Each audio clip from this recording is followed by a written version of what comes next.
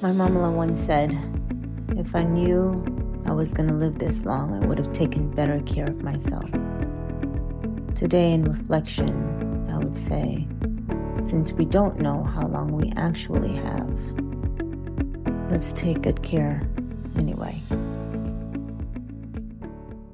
I wanted to get into what is Ikigai and, what is, as the Japanese refer to as your reason for being, right? And I'm getting the sense that it's not necessarily like you have to know what your reason for being is there tendency to sort of seeking what your reason for being is or could be for you. And the seeking is what gives you purpose, right? Is what contributes to your reason for being. And they highlight 4 key areas and another 10 or so later on in the book.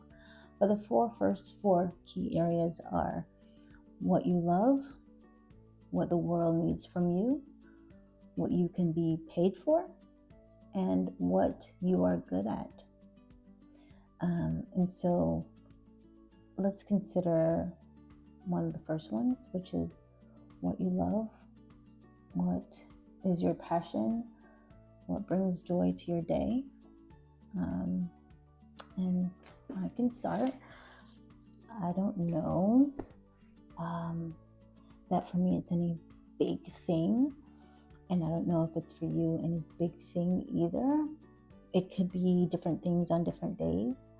It could be waking up in the morning and just having to look forward to getting up out of bed without pains or getting up at all.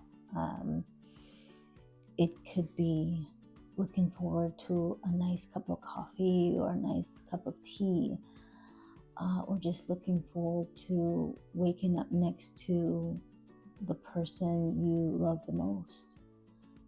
It could be anything for you that brings you joy, brings you passion. What brings you joy? What brings you passion? And this can change every day, every moment. And today, what brings me joy and what brings me passion is just being able to sit here and reflect with you all about my mama and just to remember her, in such meaningful ways. And it's not romanticizing because I think there has always been push-pulls with the people you love and continue to be push-pulls with the people you love all the time. Is it worth it? You stick it with those people who it's worth it to do those things with and to sort of work through more difficult times. Not abusive relationships and toxic relationships, that's different. But relationships that are sort of worth thinking through, working through, being mindful of, developing meaning and care with, strengthening. And when you find those moments, sit with them, relish in them, allow yourself to sort of float with it rather than rush through it. So that's the first one. Consider with me, what's your passion? What brings you joy? What makes you grin? What makes you be giddy and light and hopeful?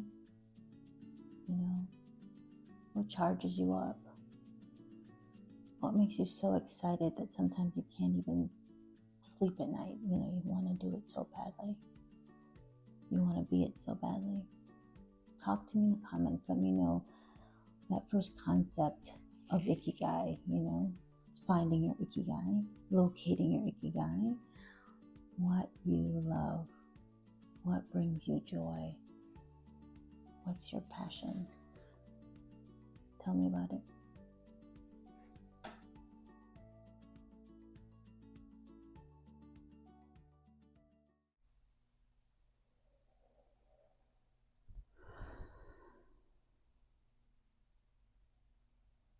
Let's get curious together about joy and happiness and pleasure. Those could be very loaded words and certainly expressions, and could bring different meaning for all of us. But this is not a quiz. Today is about tapping into what those words can mean for you. Think with me about joy. Is it a color? Is it a laugh? You know, when I think about joy, I think about deep belly laughs, the ones that are so unexpected that they just come out of nowhere, just blasting out of you. Like, where did that come from? That's joy.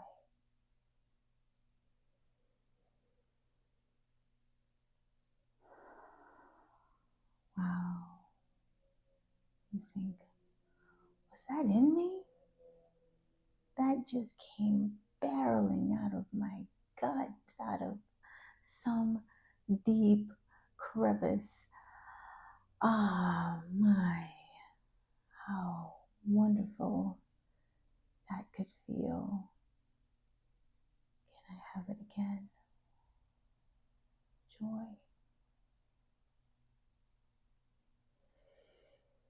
And you look back on it and you're like, that gave me some pleasure.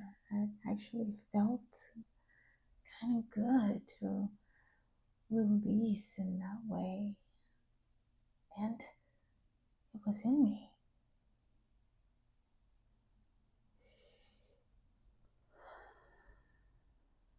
And though I may not have it every day or every moment,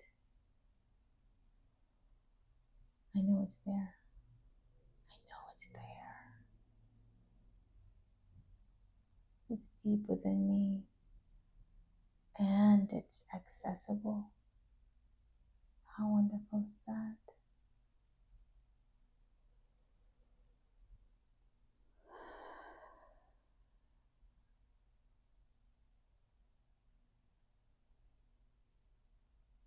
Let's continue to remember that joy is accessible, even in those moments that you think it's not.